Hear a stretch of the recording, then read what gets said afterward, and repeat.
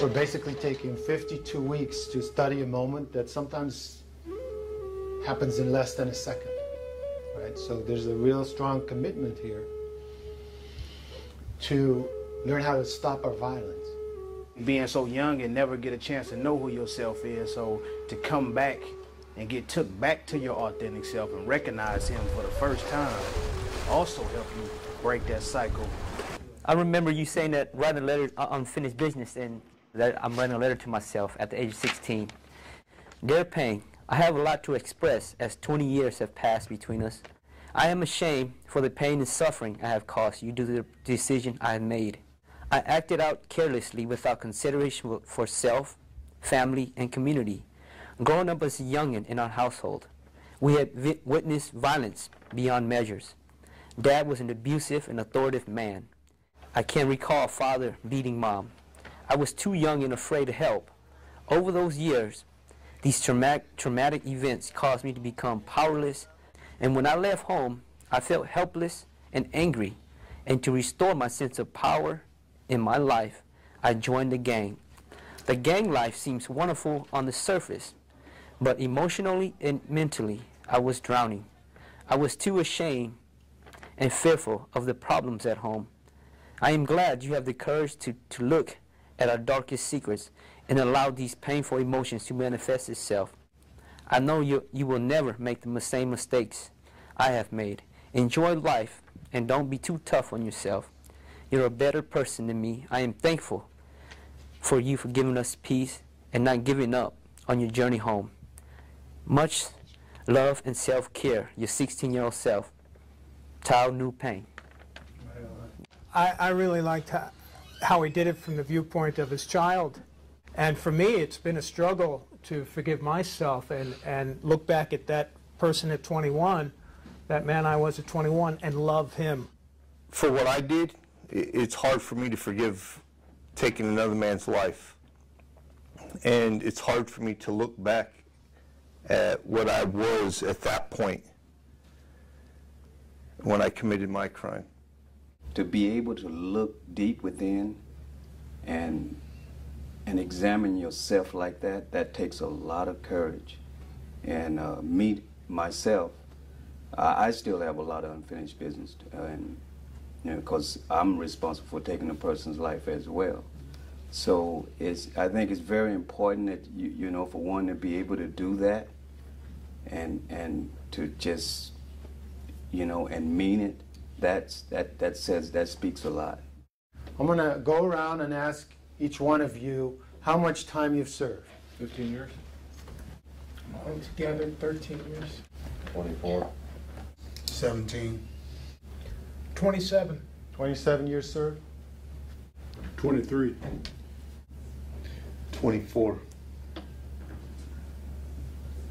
14. 277 years served. Almost 3 centuries in the room between 14 people. So this letter is in response to Jacques' prompt, unfinished business, and a letter to your father. The last time we spoke, you were going in for surgery. I was 6 years old at the time. Dad told me I was a mistake. Tomorrow never came for Dad. He died on the operating table. I was not mad or upset with my father. However, I'd be lying if I said Dad telling me I was a mistake didn't affect me emotionally or take an emotional toll on me. I did not fully understand the impact of those words until I was much older. I now realize who I have become is a direct result of that moment in time. It was not until I joined the Marine Corps that I felt as if I belonged to something. I felt a sense of family for the first time. I spent the rest of my career trying not to let that family down. Mike was my unit commander. I guess you could say that I looked up to him as a surrogate father, a father that did not think I was a mistake. My entire team was killed on our last mission, to include my cousin Dave, who died in my arms. 128 missions, and on the last op, every one of them gone. My entire family, 5 men who I had known for over 20 years and served with for 10 of those years, gone in less than 90 seconds. So I walk around with a mask on, a facade. To do otherwise would mean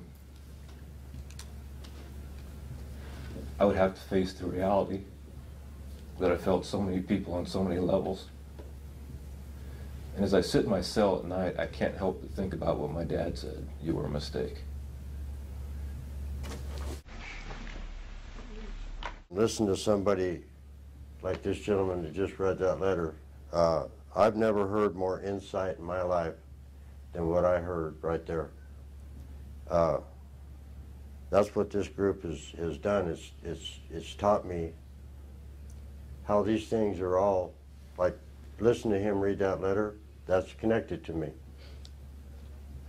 Everybody's personal response to that letter, that's connected to me. I feel every response. It's an empathy thing. It's incredible. What I'm getting out of this class is how to stop my violence.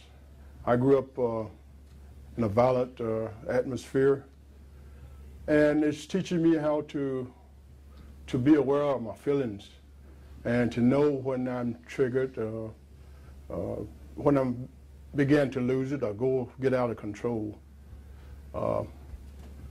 And what we call imminent danger is when everything speeds up, intensify, and then the regret, usually it's too late. So I'm able to catch it before they get too far. How long were you in that particular one moment? About a tenth of a second. I would say a minute or less. 5 seconds. Okay. 2, 3? 3, about 2 minutes. About 3 minutes. 3 seconds.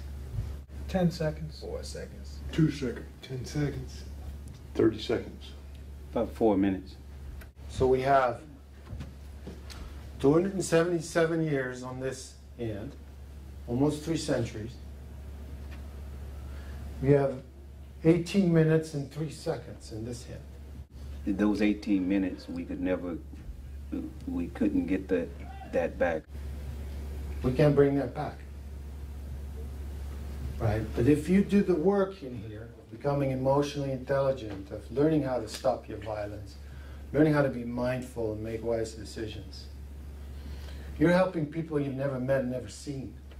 There'll be youngsters that are challenged in their situation on the other side of this pipeline that you could reach out to and say, let me teach you what I've learned on my side of the pipeline.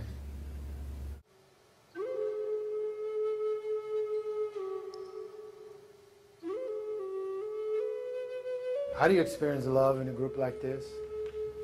Or forgiveness or compassion?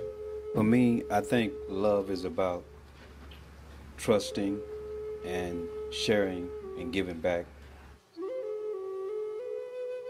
I think love is being able to recognize who you are and being able to deal with yourself and come to like yourself and accept yourself for who you are.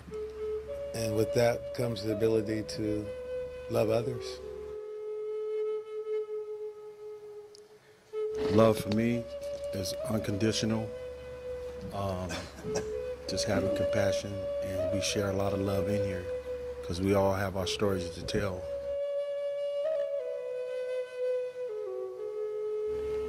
This group is like a chain, and feeling that I'm a link to that chain gives me the ability to love myself as a link and love each and every other link in this chain.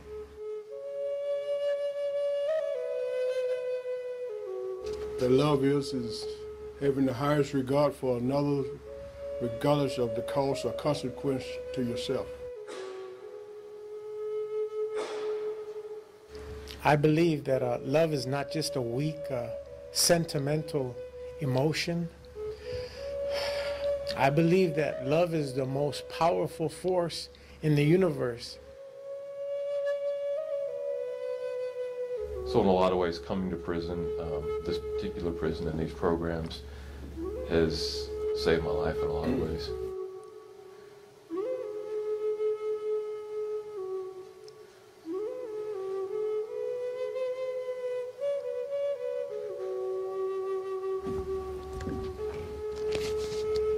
I'd like to thank everybody for being here. It's like one good family.